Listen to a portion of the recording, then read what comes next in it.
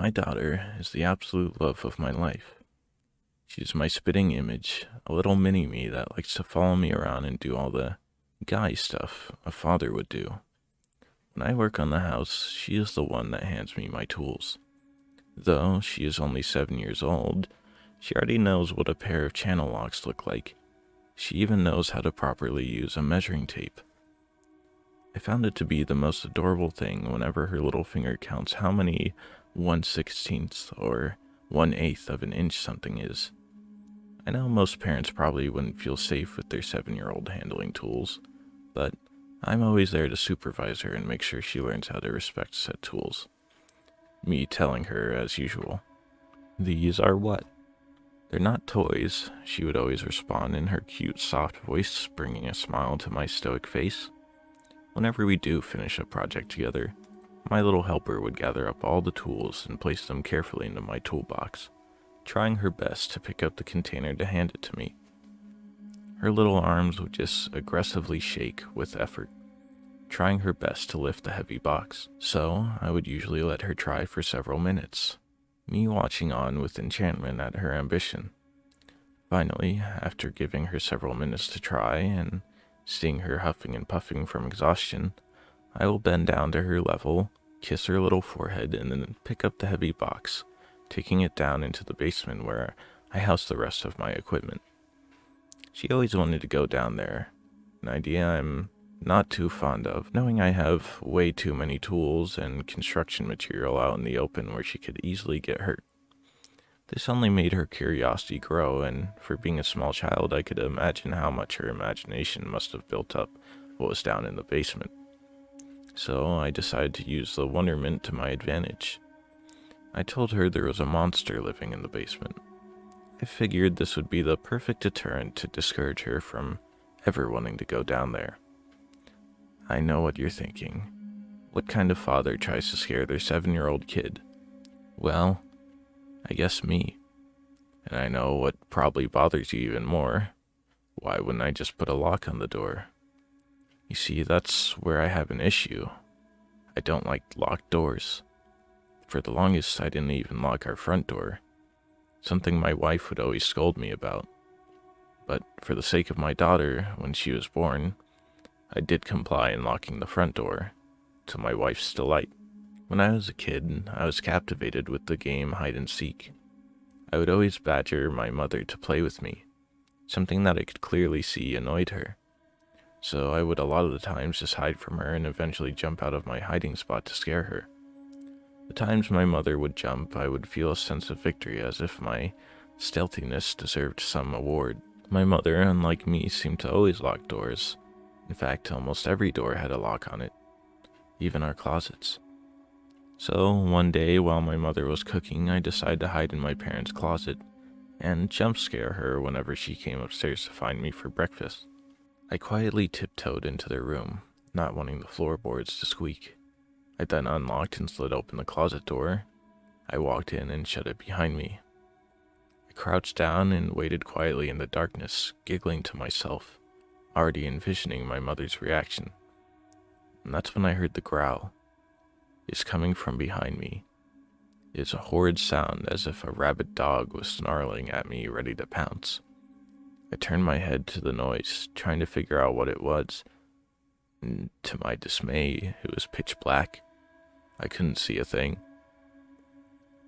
That's when I heard my mother enter the room, and I guess she had seen that the closet door was unlocked and came over to lock it.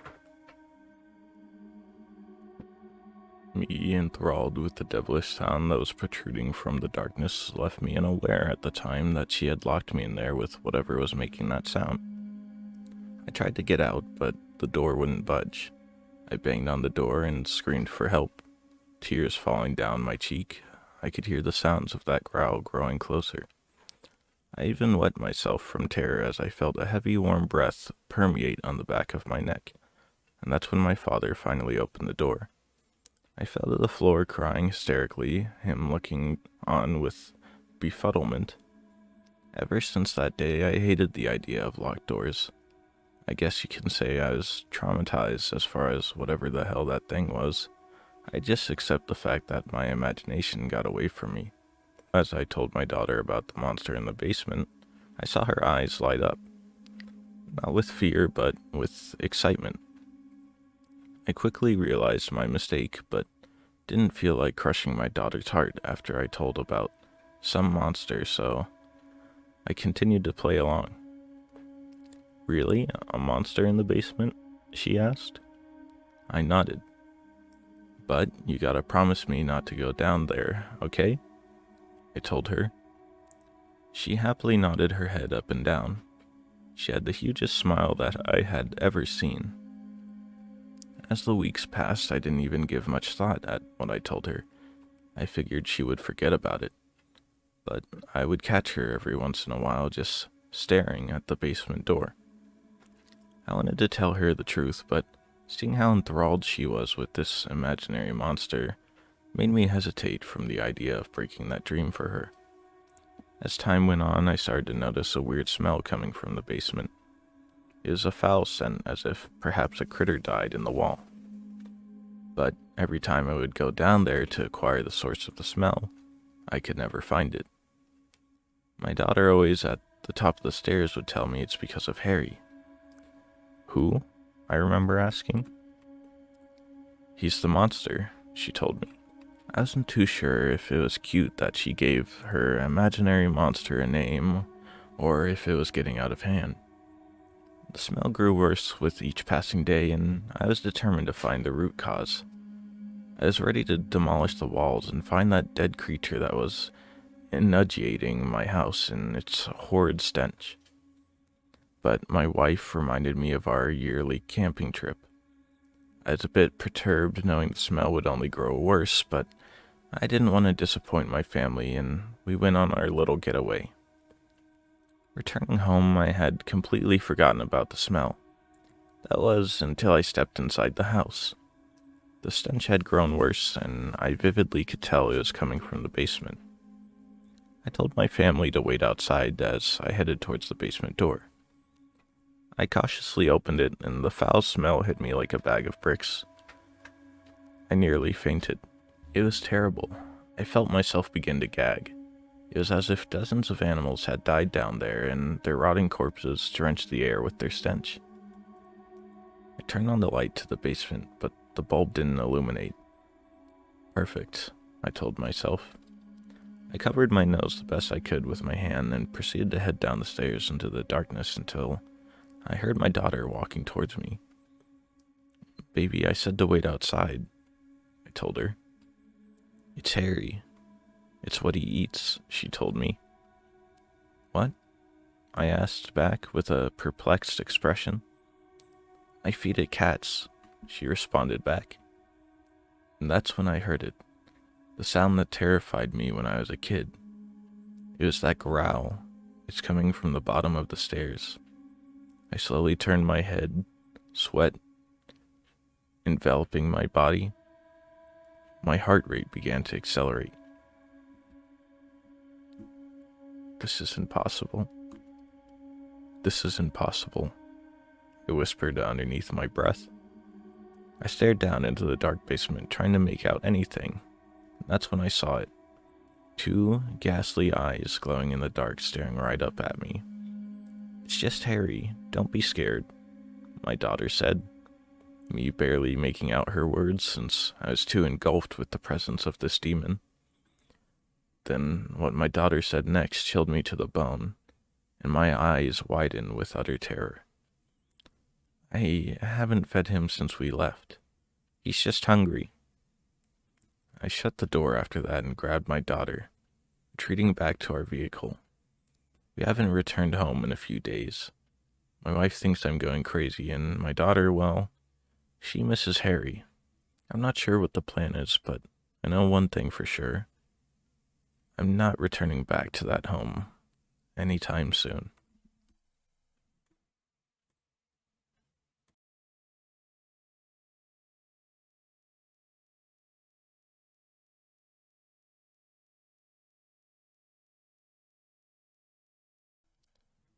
Probably the earliest memories I have of my life are story time.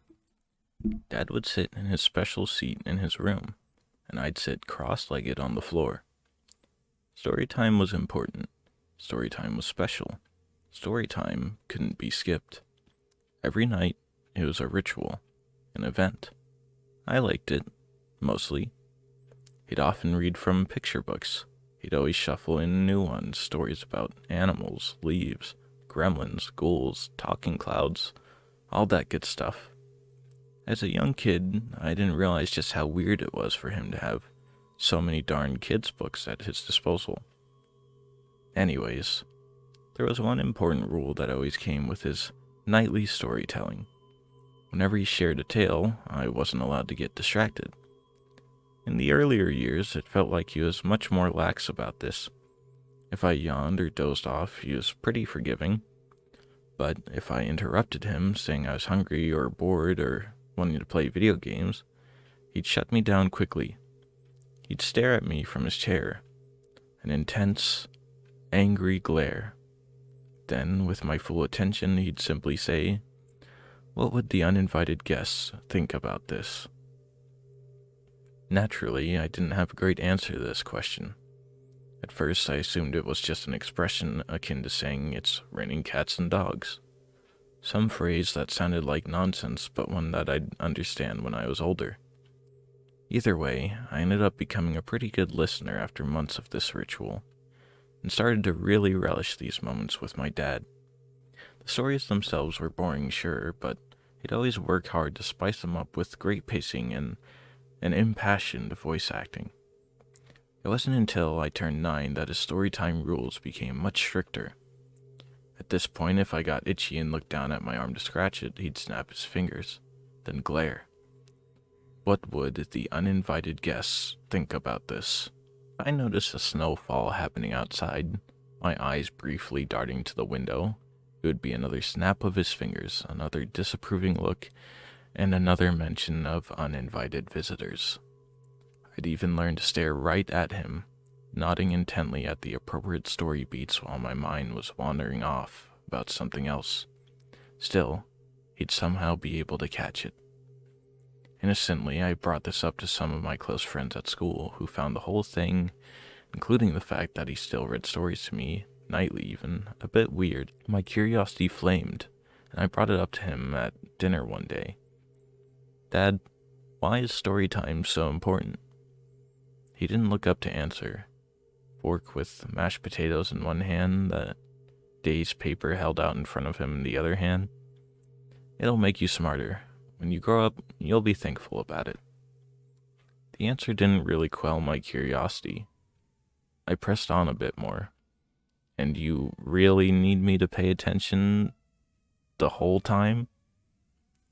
"Yes, without a doubt."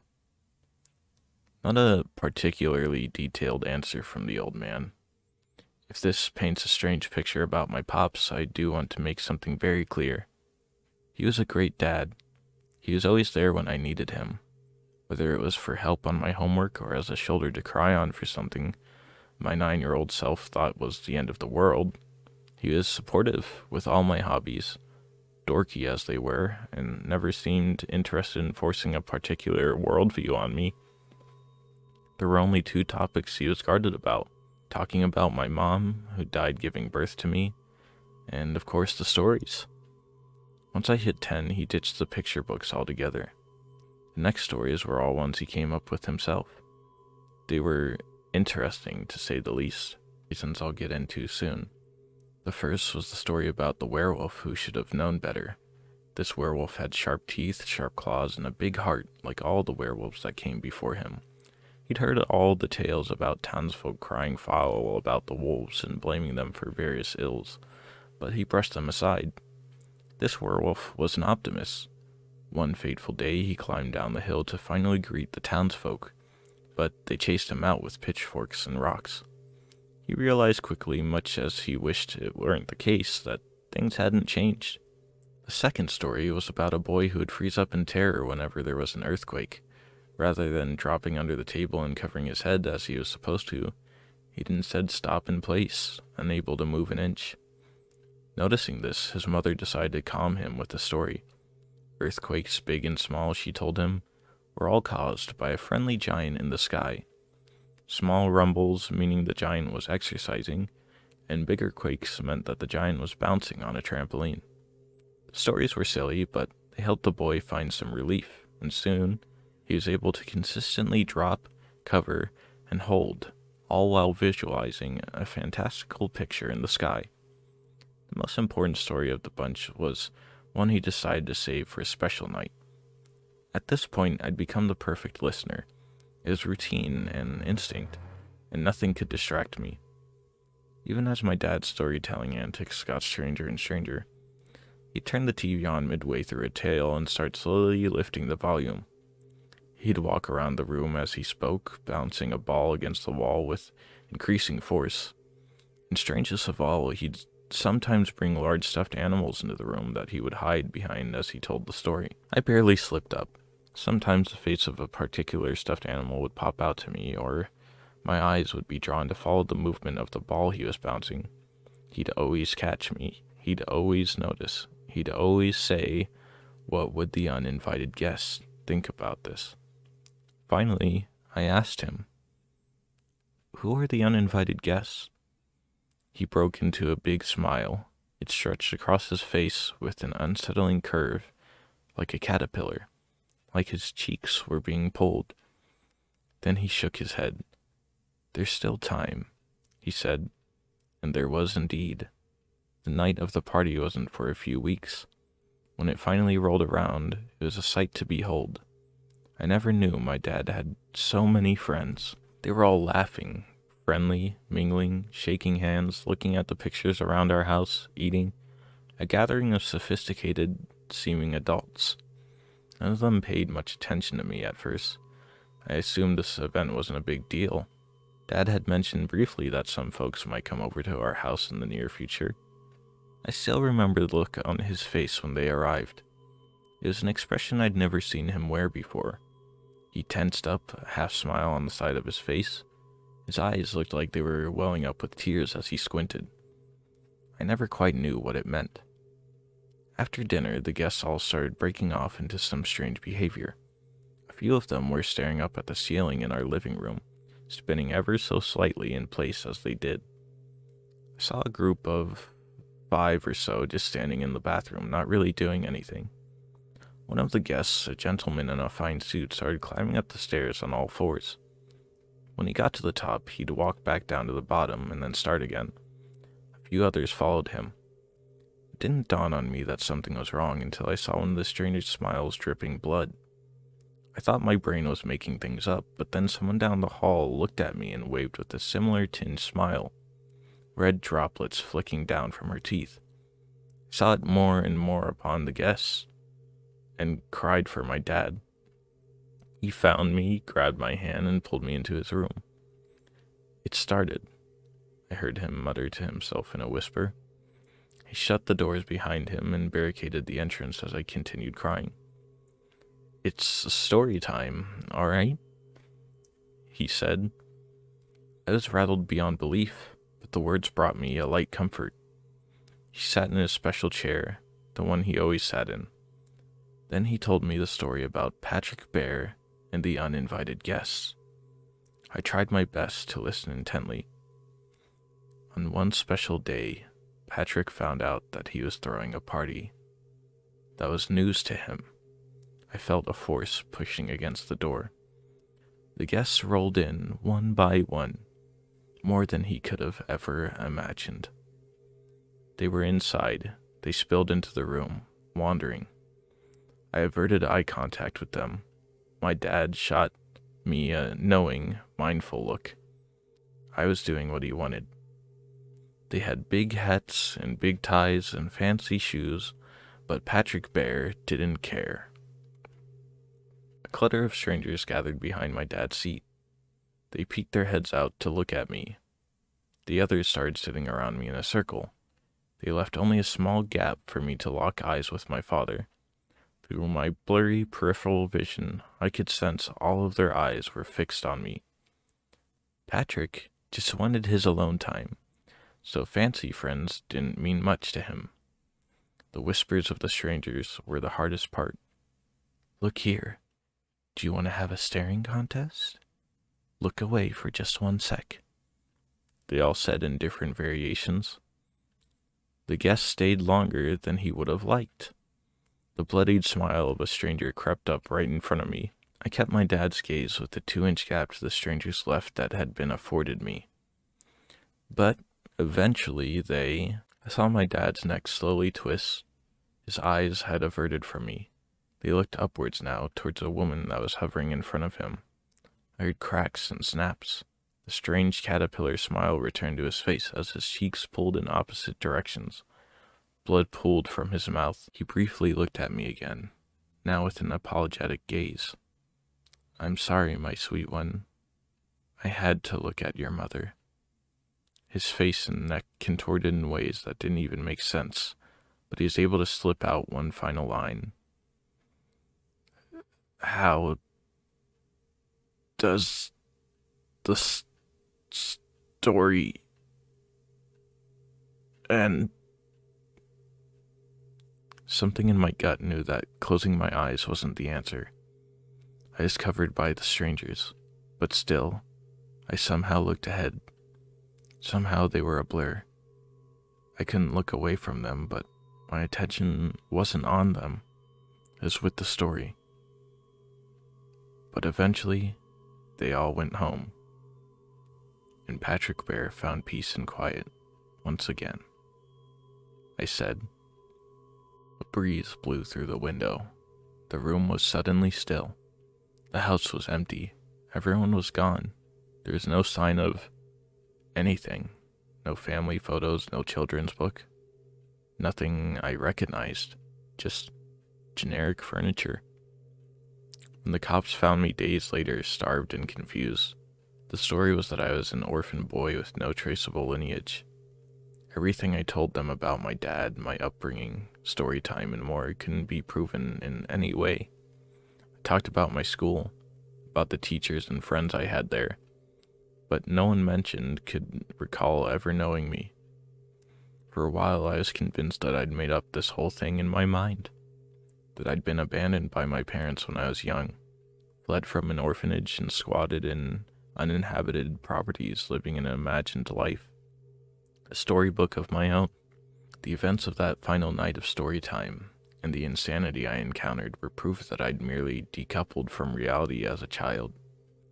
Unfortunately, like the werewolf, I learned a painful lesson when my wife Meredith died while giving birth to our son Michael. Through the sheer shock and horror of it all, I tried to convince myself that it was just a disturbing cosmic coincidence. But then a package from nowhere arrived at my front door a few weeks after her passing. It was a fully illustrated storybook. It was called Michael Bear and the Uninvited Guests. On the first page, in the inner lining of the book, there was a note scribbled in it. It read, "We can't wait for the party. We'll bring all our friends. Love, Meredith, Mom, and Dad." I can't say for certain when the party will be, but if its history is anything to go on, the uninvited guests will show up around my son's 10th birthday. And so, to prepare, we do story time every night. After all, it's important. It's special. It can't be skipped. It's a ritual, an event. And every time he complains about it, I give him the reminder. What would the uninvited guests think about this?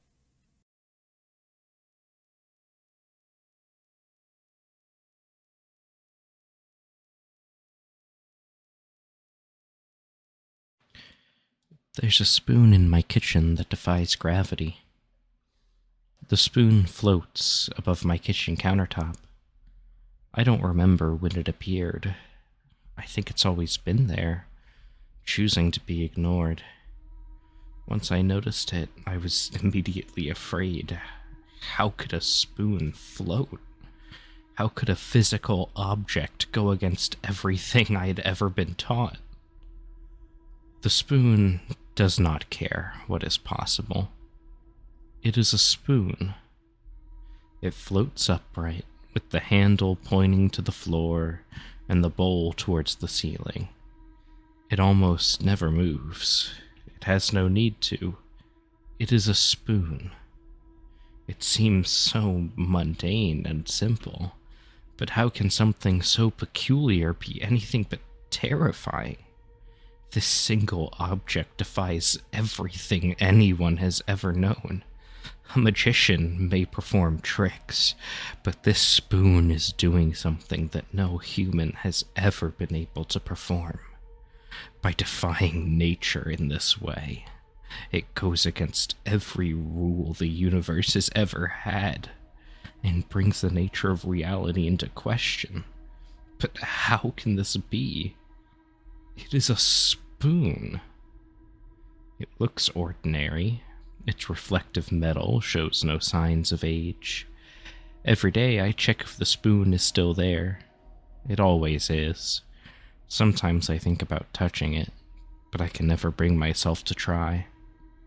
I don't think it would allow me anyway. I miss my best friend. They couldn't see the spoon. Look, I showed them the week it appeared. Do you see it? His blank expression, staring right through to the countertop, showed me that he couldn't see.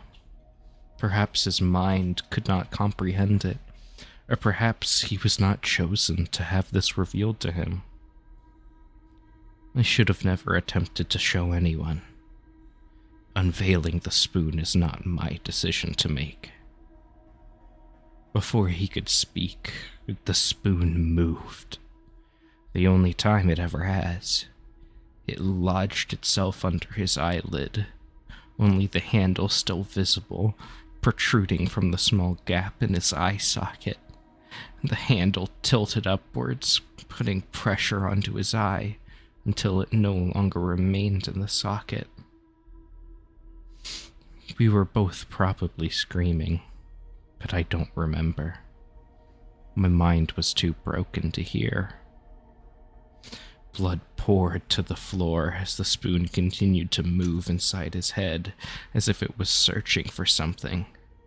It moved effortlessly, like digging ice cream out of a pot.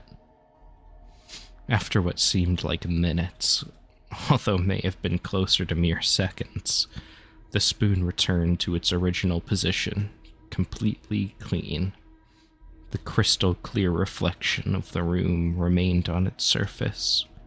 No hints of the horrors that had taken place just moments prior. At first, my friend fell to the floor. Then, suddenly, he was no longer there. I didn't see him disappear, but I didn't look away either. It was as if different parts of reality seeped together, closing around him. The whole room looked as it always had. I began to wonder if I was crazy. Had anything even just happened? Things were happening too fast for anything to seem real. Things still don't seem real now. I never saw my friend again. I've never told anybody what I saw. I'm not even sure how I would. Today, as I entered my kitchen, I stepped over the spot where my friend had once been. The spoon was next to me. I tried to ignore it, as I often do. But somehow, I couldn't look away. Something in the spoon caught my attention. In the inverted reflection of where the bowl curves inward, I saw my friend lying at my feet in a puddle of blood. His eye lay next to him. I tried to look away, but I wasn't allowed. The privilege of ignorance was taken from me as I relived the events that took place against my friend. Yet all the while, a single thought lodged into my brain, as the spoon had once lodged into his. Why is this happening to me? This kitchen utensil doesn't care what anybody thinks. It exists as a portal to the unknown. The only connection between reality and the unexplainable terror. It could have been any object, any physical thing. But here it is, manifesting in my kitchen, a few feet away from where I make sandwiches. It's not a spoon. It is a herald of darkness.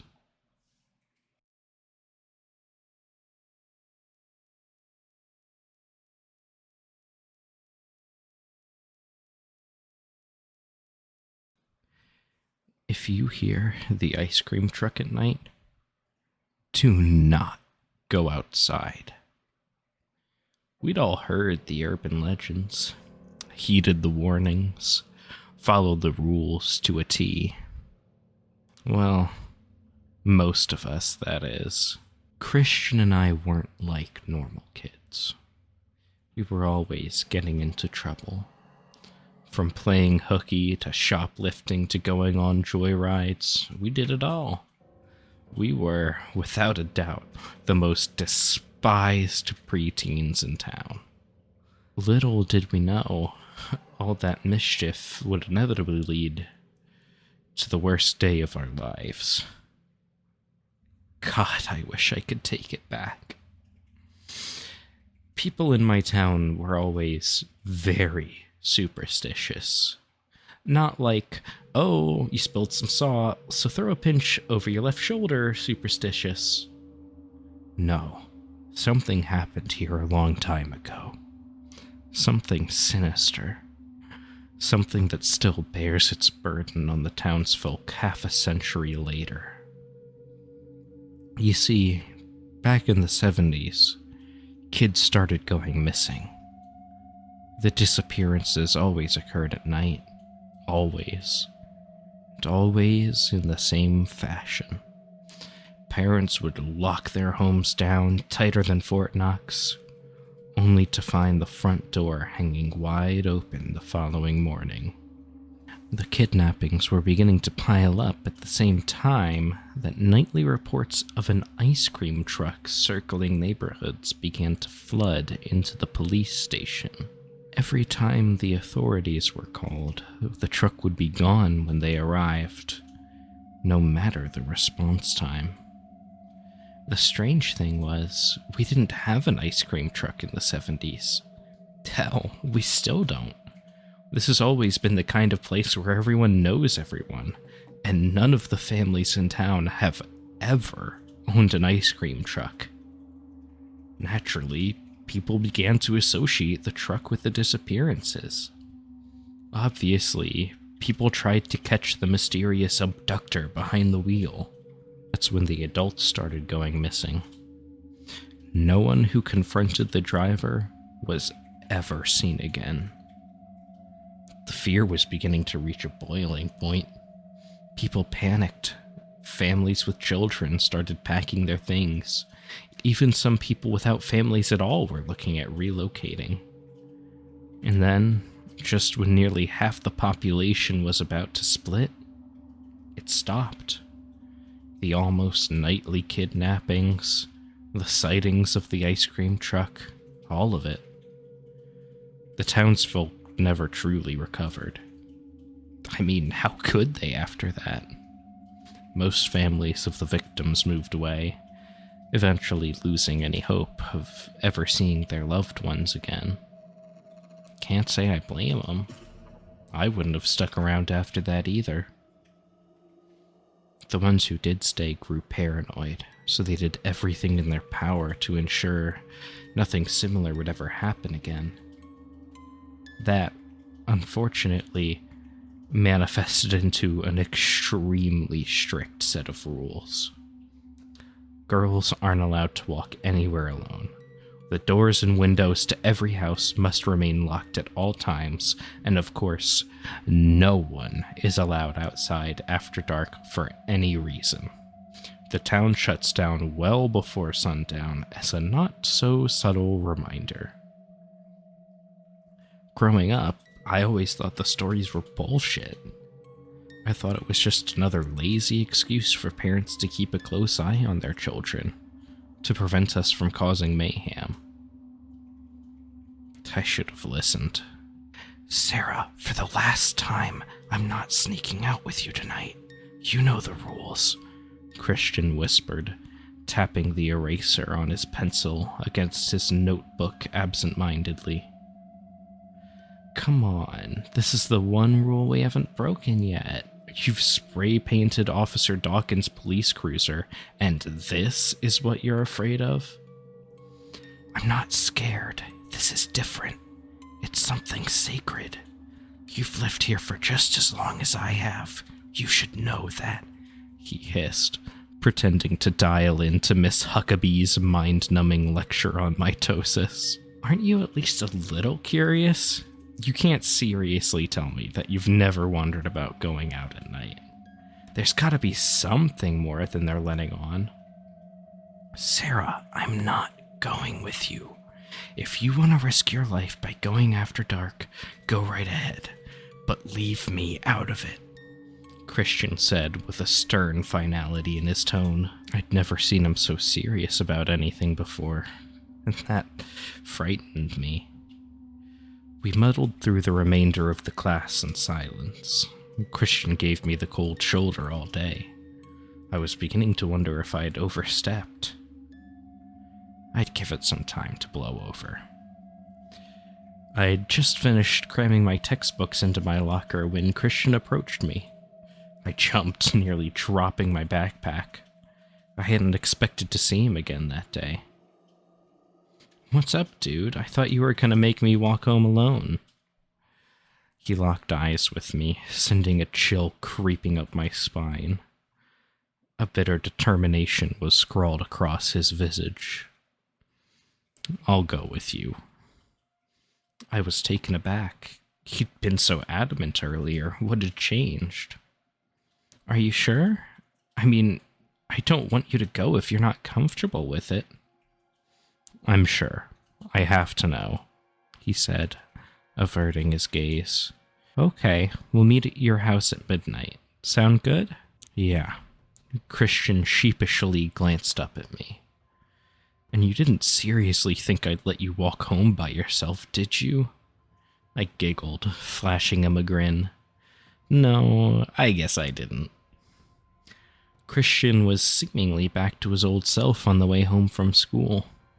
I listened intently as he babbled on about his latest revenge scheme. He was planning on setting off a fart bomb in Becky Nelson's locker for snitching on him.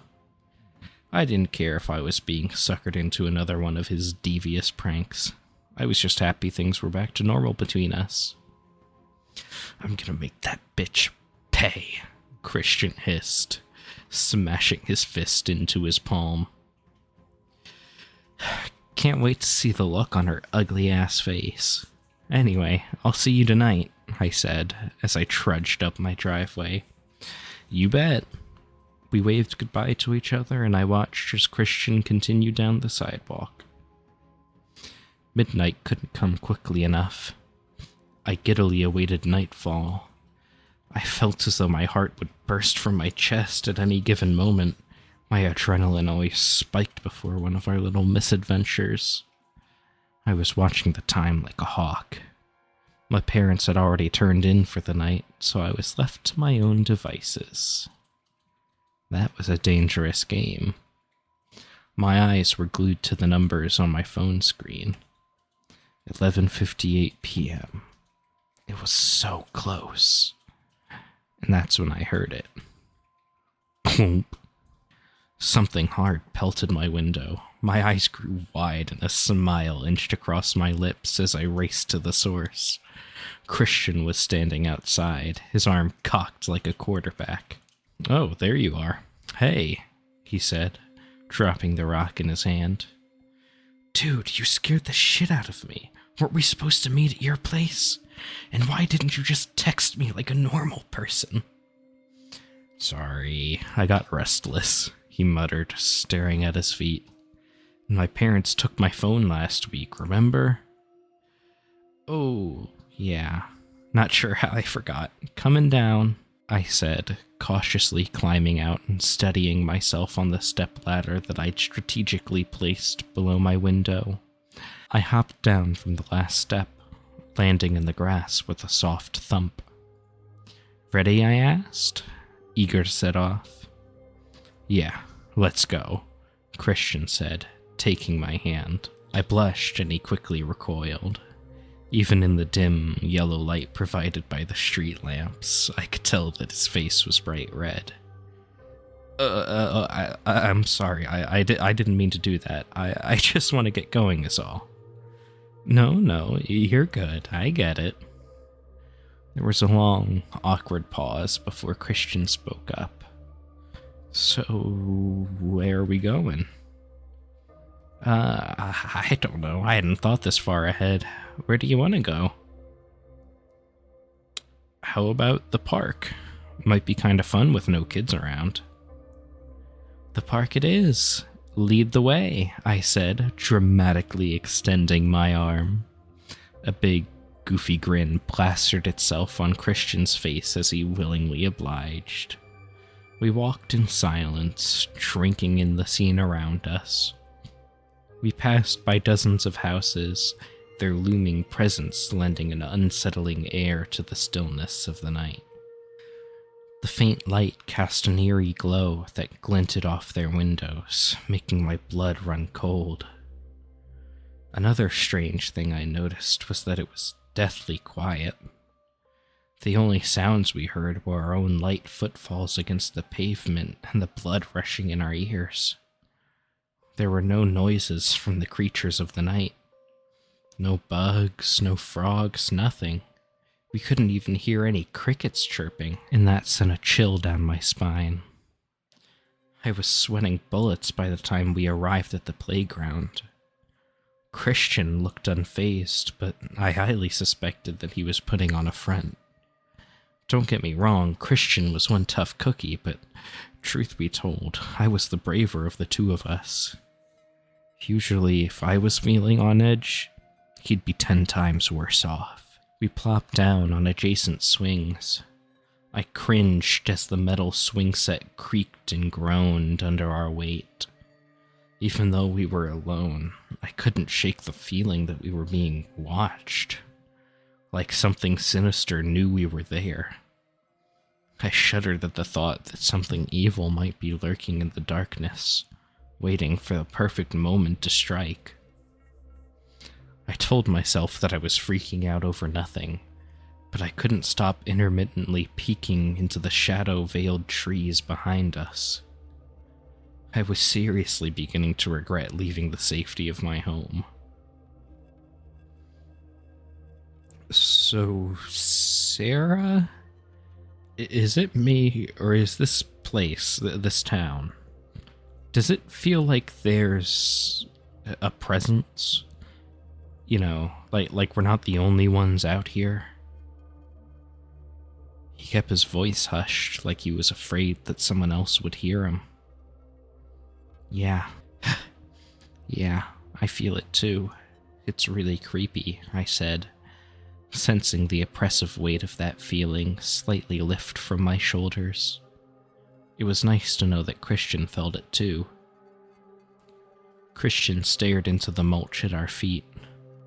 He looked lost in thought, as if his body was there, but his mind was in some far-off dimension.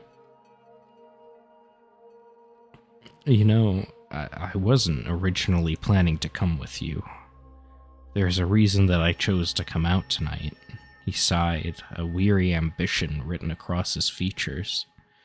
There was something he was hiding from me, but I could sense that he was slowly mustering up the courage to tell me what it was. "So, I know you've heard all the stories about the ice cream truck that went around abducting kids in the 70s.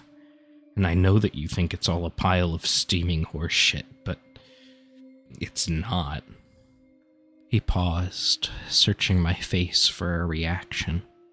"How can you be so sure? We weren't alive back then, so..."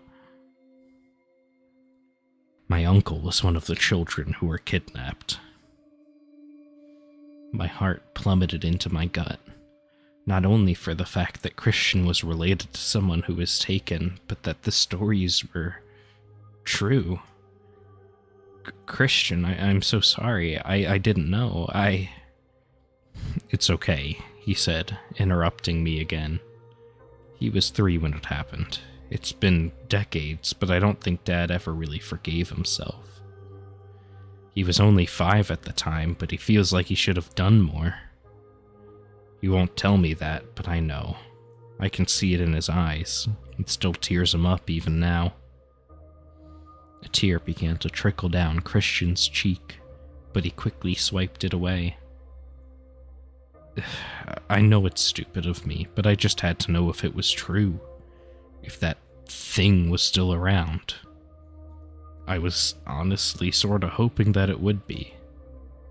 I know that I don't stand much of a chance at killing whoever's behind it, but this might help a bit, right? He cracked a smile and flashed a sharp, black switchblade. Yeah, I think that would help your chances a bit, I chuckled. You know I wouldn't let you fight alone either. Hate to burst your bubble though, I don't think we'll run into that thing tonight. Yeah, you're probably right, Christian said, standing from his swing. Let's go home. Works for me. I've seen enough.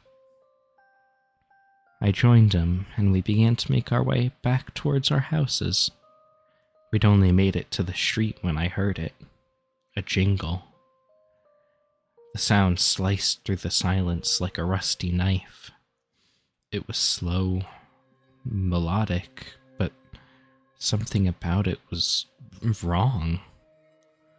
Christian and I glanced at each other, eyes wide as saucers.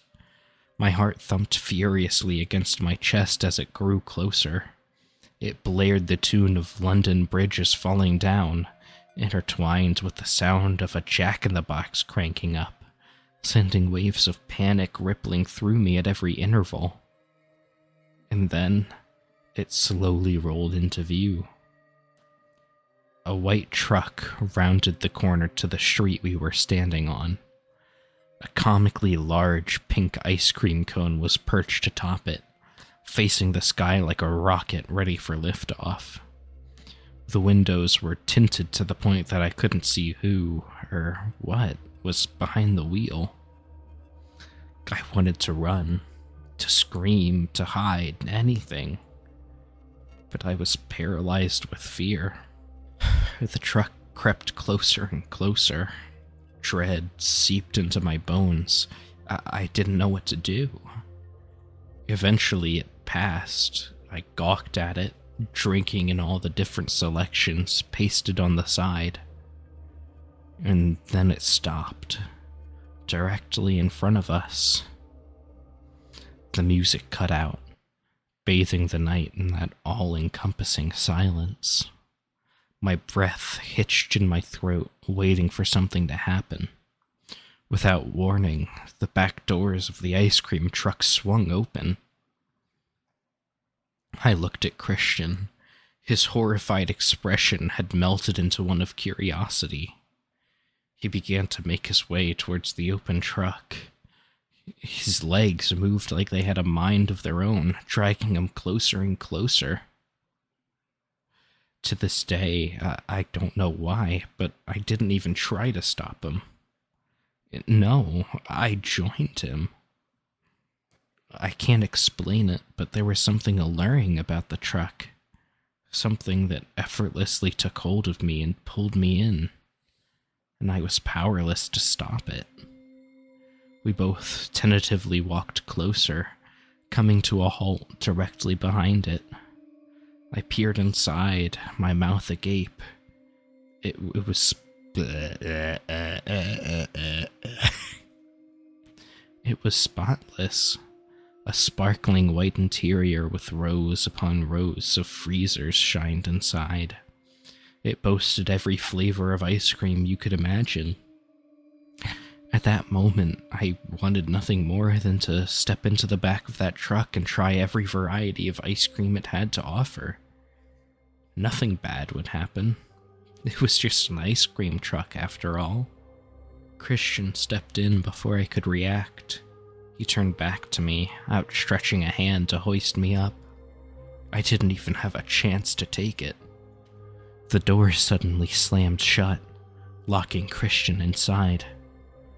I'll never forget the look of abject fear on his face in that split second before the doors closed. I was ripped from my stupor as the ice cream truck floored it down the road. Its tires squealed as it went, leaving me standing alone under a street lamp. I broke down, fat tears streaming down my cheeks as I bolted home. I couldn't lose Christian. He was the only real friend I'd ever had. I burst through my front door, spewing nonsense to my parents as I crumpled to the ground at their feet.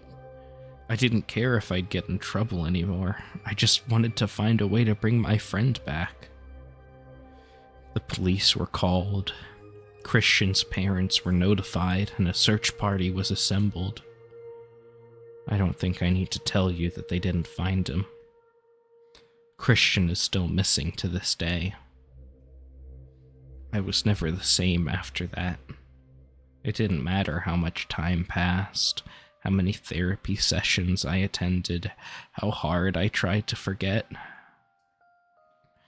That image of Christian's terrified face is still burned into my memory. But there's something that chills me even more than that look of pure dread scrawled across my best friend's countenance. Something that I still can't comprehend. When I peered into the back of that ice cream truck, there was no one behind the wheel. So why am I telling you this? Why now? Well, my son went missing last night. I awoke with a start next to my snoring husband. A sinking pit of dread sank into my stomach when that horrible tune met my ears. London Bridge is falling down. I raced to the front door. It was wide open. I watched helplessly as my baby boy climbed into the back of that truck. I couldn't even scream. I was rooted in fear, just like I had been on that night 2 decades ago. A surge of panic coursed through my veins like venom, because as the ice cream truck sped away with my child, I noticed that the window was rolled down. And I swear that for a split second, I saw Christian wink at me from the driver's seat.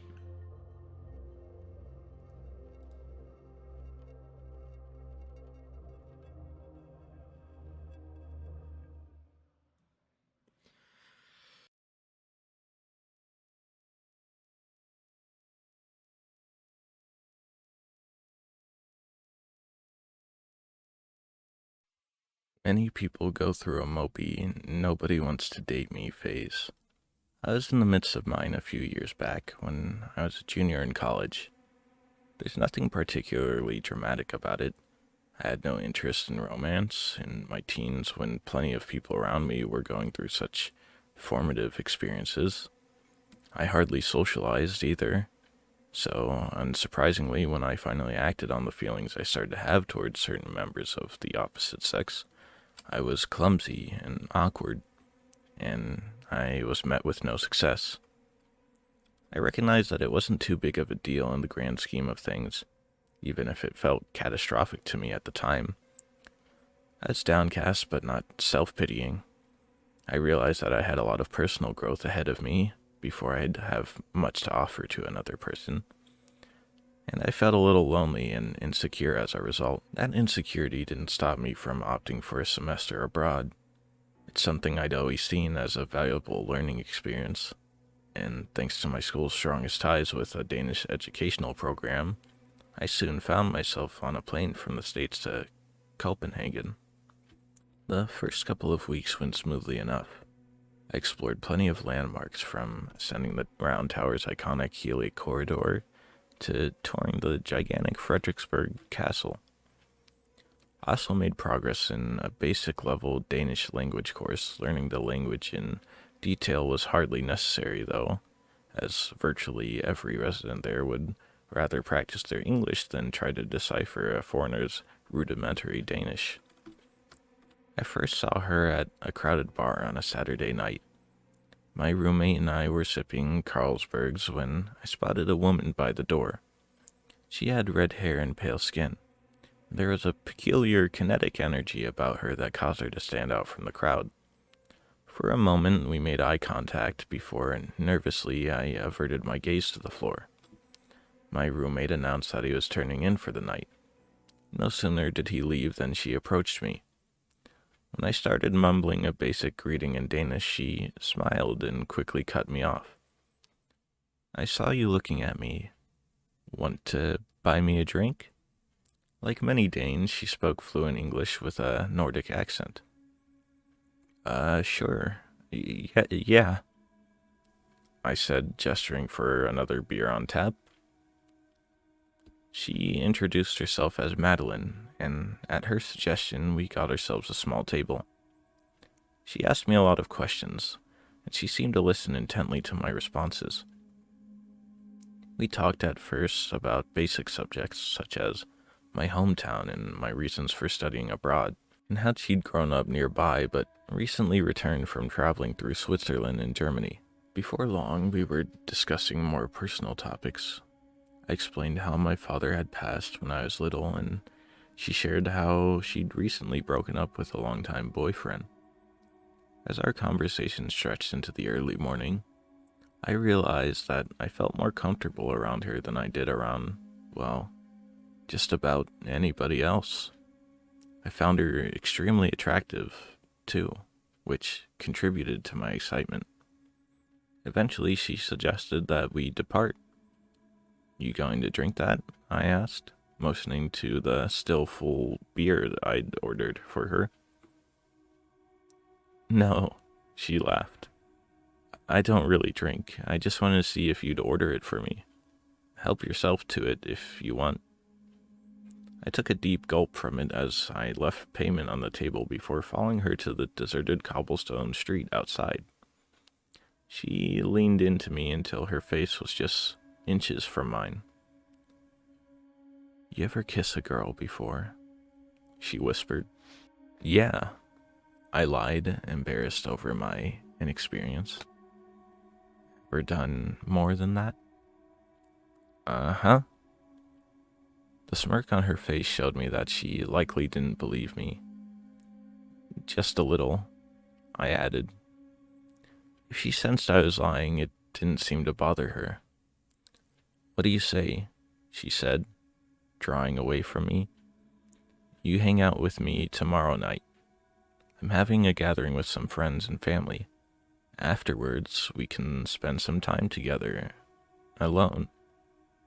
Just the two of us." The wink she gave me made my heart flutter. "Oh, yeah, okay," I stammered nervously. "Sure, I'll be there." That seemed to please her. She proceeded to describe the route I would need to take to get there. I typed each step into my travel flip phone. As we parted ways, she called to me, "Vi ses senere," Danish for "see you later." I practically skipped with joy as I made my way home. After so many self-doubts and restless nights, a charming, gorgeous woman had shown interest in me. Me, of all people. My mind flooded with thoughts of what was to follow. Maybe the event would be awkward and little would come of it. Perhaps I'd say or do something foolish like I had so many times before, and I'd never hear from her again. But just maybe, this could be the start of something meaningful, or at least something validating and fun. When I got home, I realized that she'd left me with relatively little specific information. Madline hadn't given me her last name or even her phone number. I had an address, but I had no idea what sort of building I was looking for, or the kind of neighborhood I'd be heading into. Her mention of family struck me as strange too.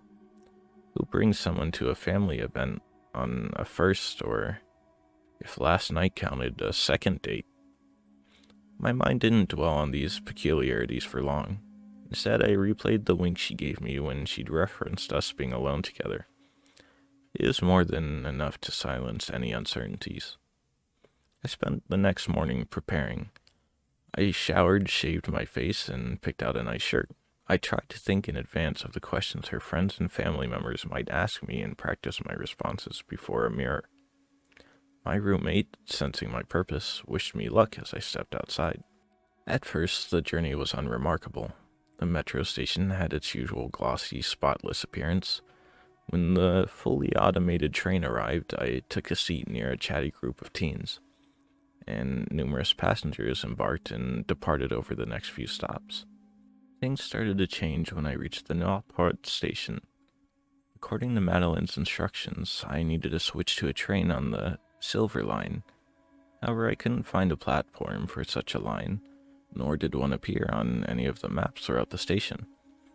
I spotted 2 Metro employees and asked them for assistance. They exchanged a quick glance when I mentioned the Silver Line. "Are you sure you want to go there?" asked the first. I nodded, trying to make sense of their grim, concerned expressions. "Then follow me," ordered the other, a short, well-built woman with a gray ponytail. She led me up a small staircase that I otherwise would have assumed connected to a custodial closet or maintenance hatch. At the top, she led me down a shadowy corridor. In contrast to the polished, pristine look of the rest of the station, the walls and flooring in this area were rugged and dirty. We stepped into a cavernous room. A weak, flickering overhead light partially illuminated an empty train platform in its center. A large sign above it read, "Serve Silver."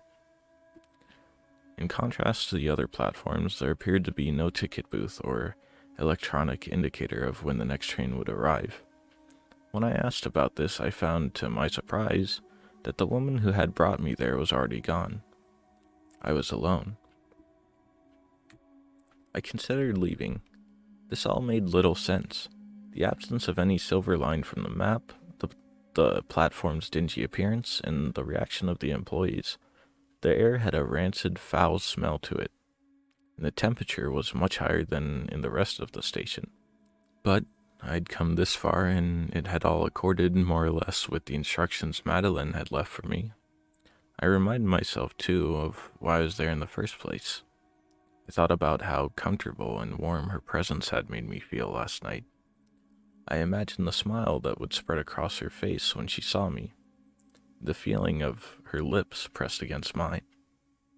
Doing more than kissing, perhaps, even quite a bit more.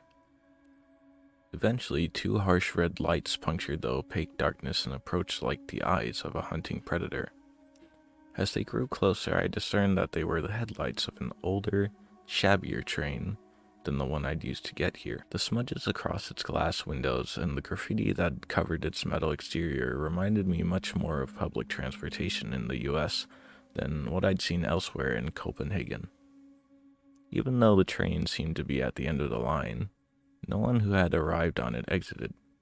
Instead, the handful of passengers in the car I stepped onto remained eerily silent as I took a seat. An empty glass bottle rolled across its dusty floor as the train jetted back into motion, reversing direction into the black void from which it had emerged.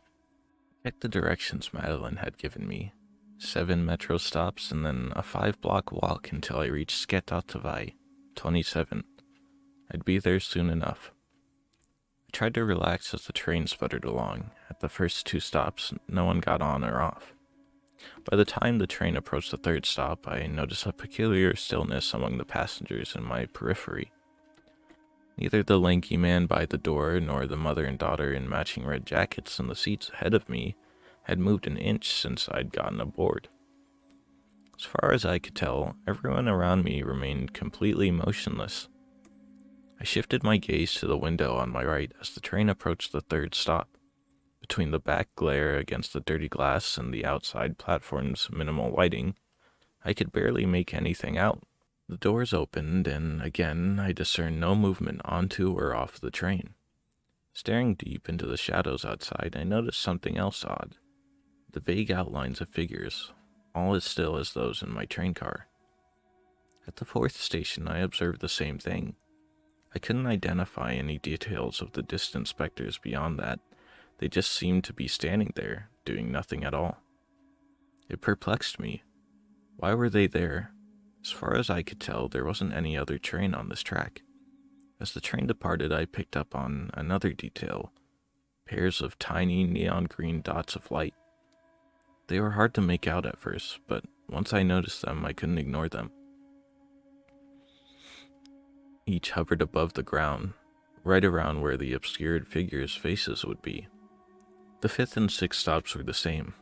Now that I knew to look for them, I detected no fewer than a dozen pair of these glowing lights, all gazing at the train like eyes that never blinked. As we approached the seventh stop, I wasn't sure what to make of what I'd been seeing. The distant figures spooked me, even though I had no reason to think I was in any danger.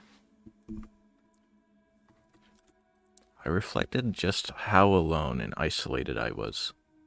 After all, I was a foreigner traveling to an area I knew nothing about, on a line that didn't even appear on the maps, all to see someone I'd only just met. I hadn't even told anyone where I was going. But I had to exit the train at some point, even if only to turn around. So I mustered my courage and approached the screen doors, praying that whatever lay in the void ahead of me meant me no harm, and that I'd soon be happily reunited with the gorgeous woman who'd shown so much interest in me. As the doors began to open, my hand shot impulsively to my eyes to protect them from an unexpected and intense wave of what felt like blistering bright light.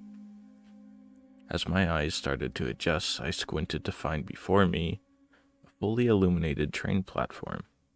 To my relief, it was barred of any skulking figures, or anyone at all for that matter. Sounds of my footsteps echoed throughout the vacant train station as I made my way through it.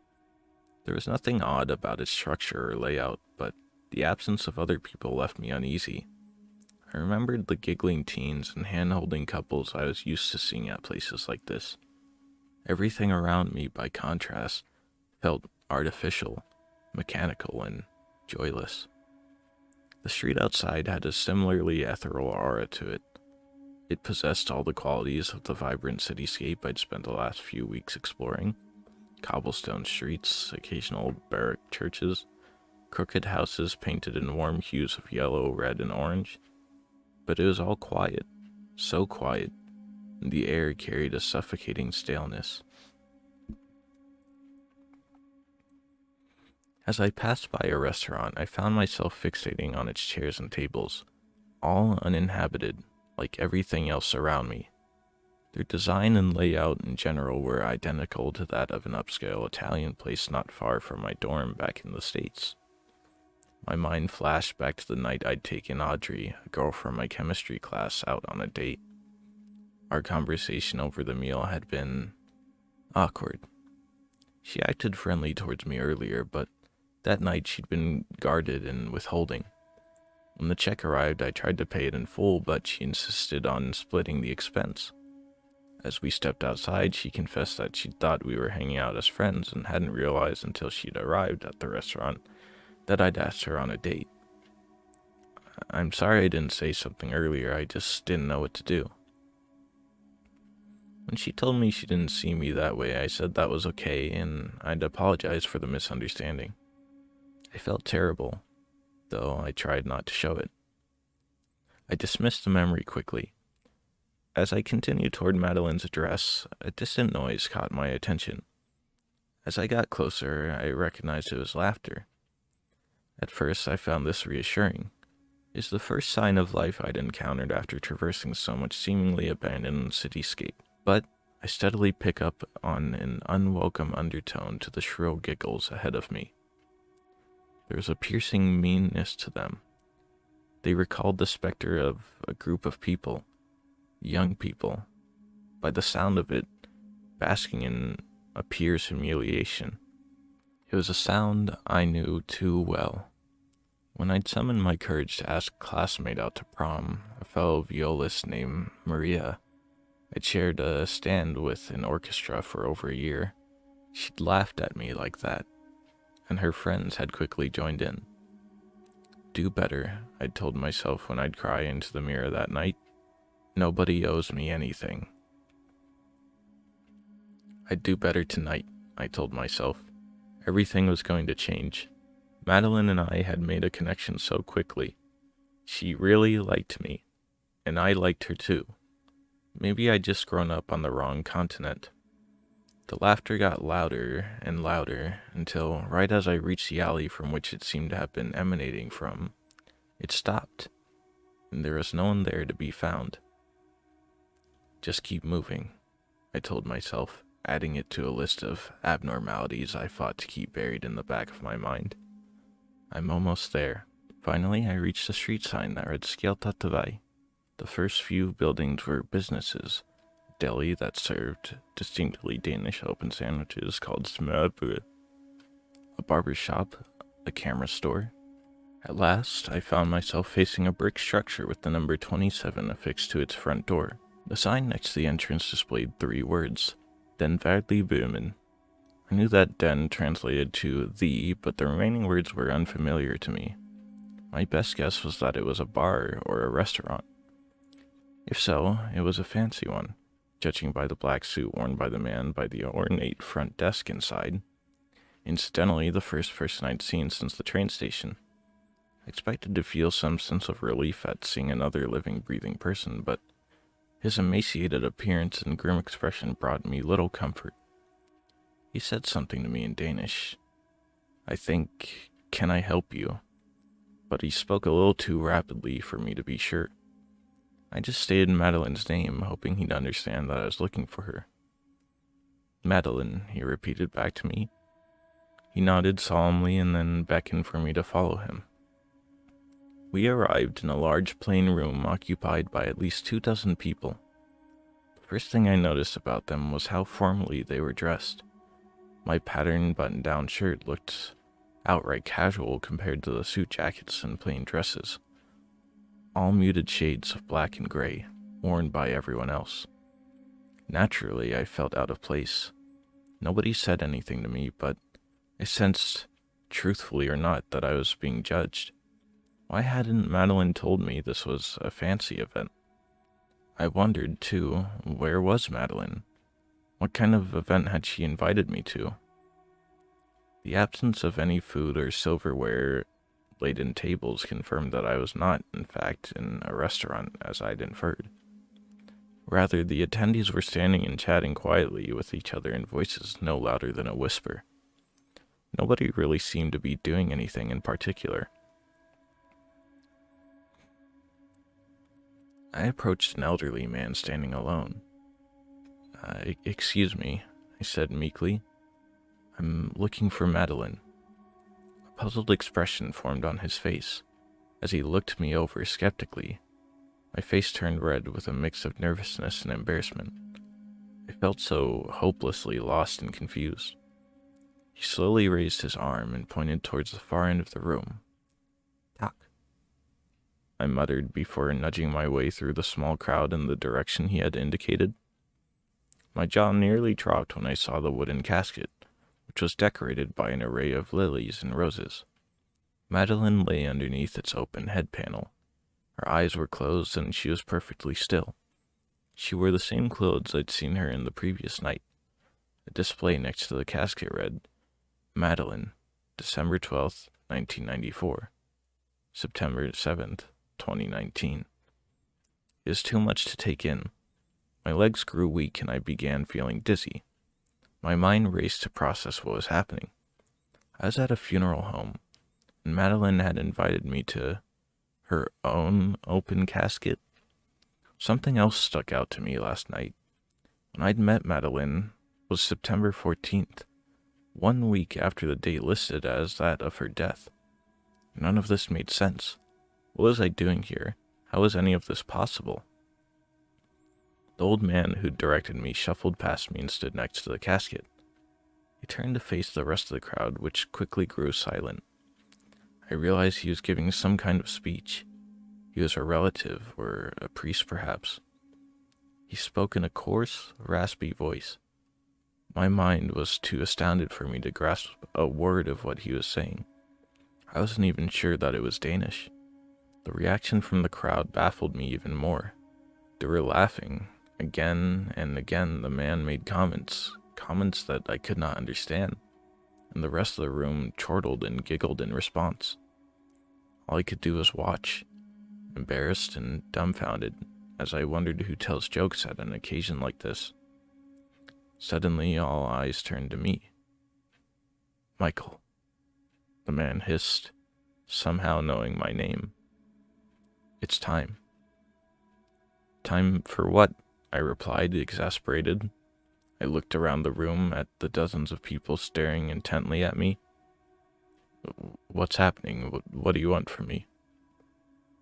"It's not us who want you," said the man. "It's her." He walked up to me, then turned to face the casket. I stood frozen as Madeline's corpse sat up. Madeline opened her eyes and, placing both hands on the casket's mahogany surface, pulled herself slowly upward and hopped onto the floor. "Michael," she said, her voice weaker and coarser than it had been last night. "You came. I knew you would." She wobbled towards me, her legs seemingly straining to support her. I froze, unable to comprehend what I was seeing. Are, are you?" I stuttered. "They're going to bury me, Michael," she said, as she continued her approach. 6 feet under. As she got closer, I recoiled at her rank, putrid smell. Impulsively, I backed up, only for the speaker to grip me tightly, holding me in place. "I don't want to be alone, Michael," said Madeline. "There's room for us both down there." "No," I gasped, as I struggled to get free. "No, please." "There's so much that I can show you. It'll just be the two of us, and we'll have all the time in the world. Isn't that what you always wanted? To never be alone again?" She stood right in front of me now. My stomach churned as the rotting smell grew even more pungent. The world spun around me as panic set in. I remember tearing the man's hands off me, losing my balance and slamming my head painfully into the casket before I hit the ground. When I came to, my head was throbbing, and I was being dragged outside by 2 men. Graves littered the surrounding landscape. A crowd of people, including Madeline, had assembled by a deep pit a short distance away from me. Next to it was a coffin, a much larger one than I'd ever seen before, large enough for 2 bodies. I couldn't make sense of anything that was happening, but I knew, with a sense of absolute certainty, that I was about to be buried there. I figured my best bet would be to act before they realized I was awake. Throwing all my force into it, I lunged forward, managing barely to pull myself free. One of the men dived for me, grabbing my leg and sending me toppling over a headstone. As I scrambled to my feet, I noticed a long metal shovel laying atop a pile of dirt. As one of the men charged at me, I picked up the shovel and frantically swung it. The blade slammed into his cheek, sending him sprawling. "Michael, what are you doing?" cried Madeline. I didn't respond. My attention was fixed on the man I'd just hit. The force of the blow had somehow fractured his skin. Cracks spread over his face, which then shattered into small pieces that fell onto the ground, revealing the raw bones of his skull and a pair of unblinking, unnaturally bright green eyes. As he got to his feet, seemingly unbothered by the evisceration of his face, my flight instinct kicked in. I remember climbing a fence and ignoring the pain in my ankle when I hit the ground on the other side. I remember the sounds of dozens of footsteps pursuing me, and being too afraid to look back. I remember Madeline's voice begging me to return. I ran on instinct, retracing my steps as best as I could. Figures filled the once deserted streets around me. I ignored their missing faces and the green glow they emitted. I ignored the ones who called for me, who said they wanted me. Those who resembled Audrey, Maria, and so many others whose rejection haunted my mind every time I closed my eyes at night. I could hear voices resounding through the station behind me. They were getting closer, louder by the moment. I could tell that the train's doors were about to close, With my last bit of strength, I dashed forward and dove between them. Pain shot through me as my body thudded onto the hard surface inside. When I awoke, my body ached all over. I was laying on a couch in some kind of office, and a woman I recognized as the employee who had led me to the Silver Line stood over me. "Did you find what you were looking for?" she asked. I was too perplexed to answer. "Where am I?" "My office at the Noraport station. Just upstairs from where you started." I don't understand." She shrugged. "You do not have to. You should go home." But, I stammered. "What about the Silver Line and the things I saw?" "Nobody will be riding the Silver Line anytime soon. Just closed down for repairs. Go home." I never fully understood what happened to me that day. The Metro employee refused to answer any more of my questions. I never saw her again, or any mention of a Silver Line even existing. Nor could I find any reference in an atlas to the part of town it had brought me to. Once, before returning to the States, I ran into the bartender who'd been on duty when I'd met Madline. When I asked him what he remembered about that night, he responded that he recalled me sitting alone, talking to myself for hours. "We did have a regular customer with that name," he continued, after I mentioned Madeline's full name. "She told me once that we were her favorite bar in town. Haven't seen her in months, though. I have no idea what happened to her." My physical wounds, bruises, and a sprained ankle healed relatively quickly, but inside I felt shattered. I became reclusive, focusing entirely on my studies and, after graduating, on my work. A few weeks ago, my brother set me up on a date with a friend of a friend who he insisted was a good fit for me. Understandably, I'd spent the last few years utterly detached from the dating scene and avoiding any perceived advances. But eventually, I caved into my brother's persistence. Her name is Clara, and, well, my brother was right. She and I formed an instant connection, and so far we seem to be a perfect match for each other. The other night we even exchanged a kiss, the first of my life. We were sitting together in my apartment's living room on a rainy Saturday afternoon when I heard a knock at the door. I opened it to find a bouquet of lilies and roses sitting on the doormat. "Did you order these?" I asked Clara. She shook her head, her expression puzzled and concerned. A small card pinned to the bouquet displayed a short, handwritten message in black ink. "Death is the great equalizer, Michael. When it comes for you too, know one thing. I will be waiting. Visi Sina. Madline."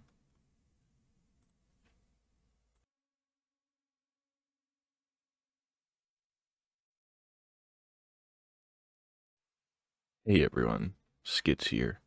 Normally this is where I'd put bloopers and such since it's the end of the video and I want people to have a little bit of a laugh after experiencing some horror. But today I wanted to talk about a couple of things because this is supposed to be a bit more of a special episode. The first thing I wanted to talk about was the authors. I want to give a big thank you to all the authors who have contributed to this video and the other videos I have made. I feel as though I have not given proper credit and such during these videos, apart from, listing your name as well as the title of your story within the video and description. However, I want to reiterate or emphasize how important or how grateful I am that you guys give me the permission to read your stories for these videos, as well as just the fact that you have made them, because these videos aren't a thing unless you make the stories and unless you give me permission to read them, because I don't just like stealing other people's work. So, with that being said, I want to encourage people to visit the pages of the authors in the description. I'll include links to all their pages and their stories that I have read. I also wanted to thank the authors for allowing me to read their stories for free. As someone who doesn't have an abundance of money, I'm really grateful for the fact that you allow me to read your stories without having to unlock a paywall or something. With that being said, though, if you would like to support the authors financially, or if you liked a particular story from someone, please, again, visit their page or read their story in the description by following one of the links below. It's always an option to donate or to support a author financially if they have it on their page. I think they would really appreciate it, or just, again, appreciate the fact that you go to visit their page at all. I also want to say a thank you to this video's guest speaker, Robin. Unfortunately, I don't have any links for their social profiles or anything like that to share at the moment, but hopefully in the future, if they would like to collab with me again in one of these videos, I will have something to share of theirs. But a big thank you to them for being a part of this video, because I think it is really fun to have another narrator on for a video like this, as my voice could get very dry and tired as I read through some of these, because it could get quite lengthy. But also, it's just kind of fun to mix things up a little bit and have a little bit of a collab moment. Hopefully in the future, again, hopefully again in another video, Robin will probably read some more stories if they feel so inclined to do so. Or I might have some other guest narrators in as well to mix things up. I think it'll be fun. Of course, there will be times when it's just me still, but, it doesn't hurt to mix things up a little bit. Last but not least, thank you to everyone who's watching this video or who supports my channel. I know I'm not exactly the most consistent person when it comes to posting, or I'm not the most consistent person when it comes to particular content. You'll get a video about me reading horror stories, and then next week it might be something like Roblox or something, I don't know. But thank you, everyone who supports me. I'm sorry for not being the most consistent person, but it means a lot to me that new people are coming in all the time, and that some people are staying and such, and that you guys seem to be not only enjoying but engaging with some of the content I make, and that means a lot to me. I'm hoping to be able to make more videos like this in the future, or maybe make some videos and streams and stuff where I can engage with the community a bit more and have some good times there. With that all being said, that's gonna wrap up this video. I hope you guys have a very spooky Halloween, and I hope you have a good night. Take care, everyone.